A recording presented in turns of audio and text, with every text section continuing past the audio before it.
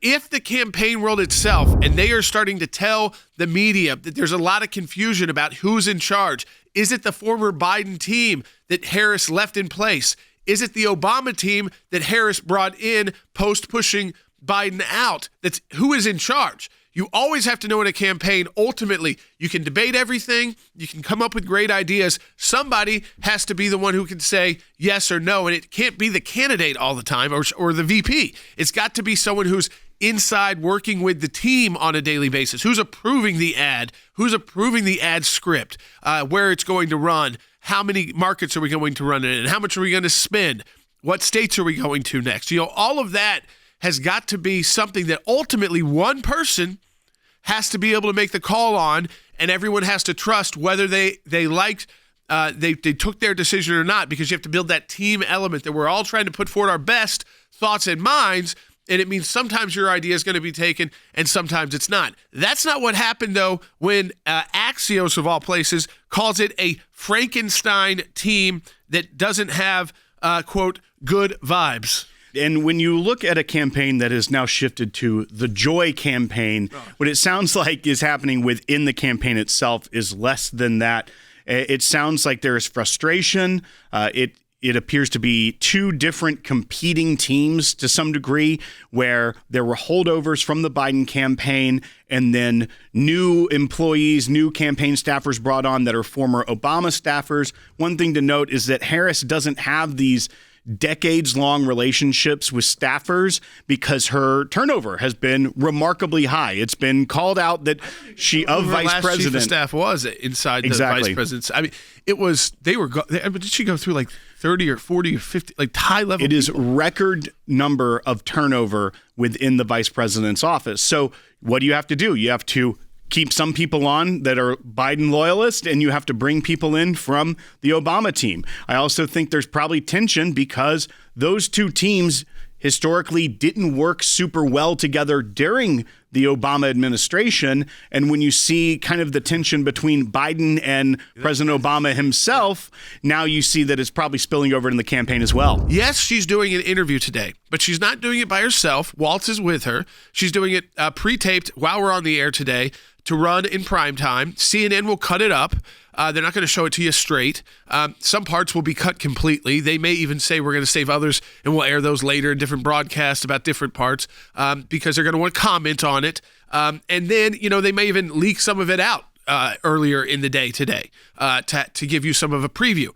That's a pre-taped interview where you still are leaning on your vice presidential nominee to help get you through it. So for me, that's not what people are asking for or what the press is really asking for. What the press is asking for is an opportunity. You stand up in a podium and you take our questions. And some of the questions you may not like, but you've got to decide how you're going to handle them. You can kind of deflect.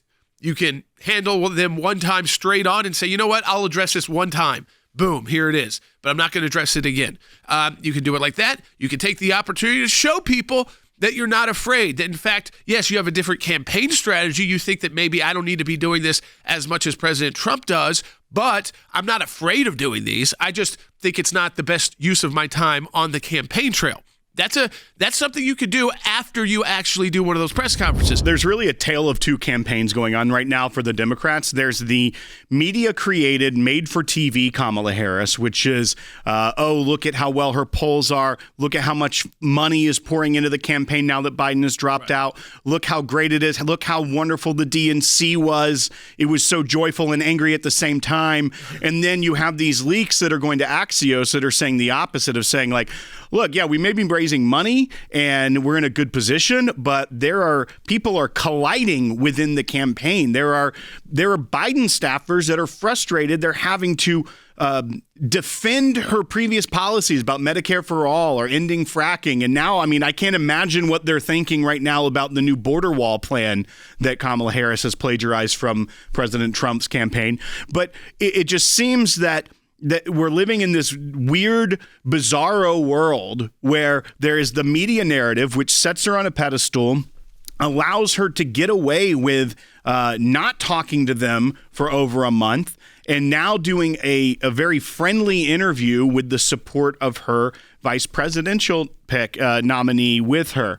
And I have to think what those conversations have to be like inside the campaign, where there does seem to be chaos and turmoil and maybe some animosity against the Obama versus Biden people inside that campaign, where you're sitting here and you're like, you know what? We know this optically isn't going to be the best thing, that the first interview she does is with CNN, and as well, it's not solo. It is pre-taped with her vice presidential pick.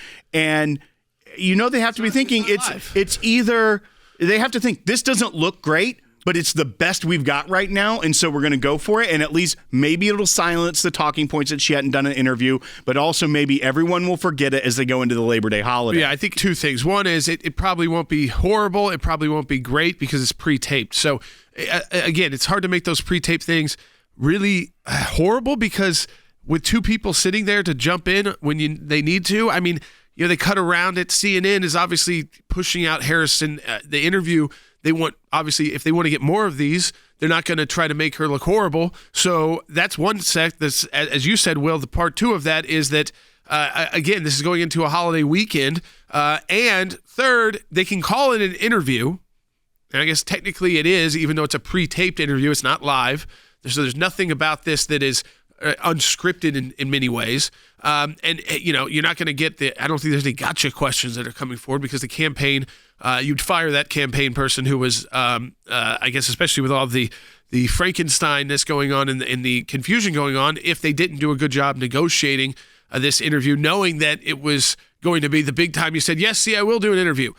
People want to see a press conference. That's what they're really talking about. The media is saying, we, as the traveling press corps, need an opportunity to ask questions. Her lack of going to the border when there was a lot of pressure going to the border, make up stories about then it almost becomes like a something they don't want to do, because is it like making a conservative talking point that she won't do interviews, so therefore it's almost like becoming stubborn about it, like stubbornly not going to the border. We don't stubbornly, need to. Like, I don't need stubbornly not doing it because the press is calling for it. Sorry, you're right. Like, I don't need to. And there's something about that and that attitude that really irks me. The fact that you could have cut this off very quickly, had an interview, no one would have cared. But they made it an issue. They made it an issue that she won't do interviews.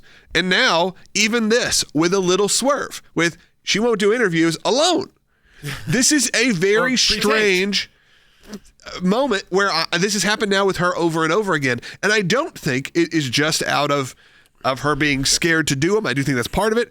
I think they see it as almost a conservative win if she sits down and does an interview. They saw it as a conservative win if she goes to the border, and actually admits it. Of course, now we see where that led us. We'll see. We'll all know on election day or a couple days after if this works. I mean, but the idea that she won't, you know, people are really calling for, and the press is calling for, and by the way, liberal press too, is a press conference where they can ask questions.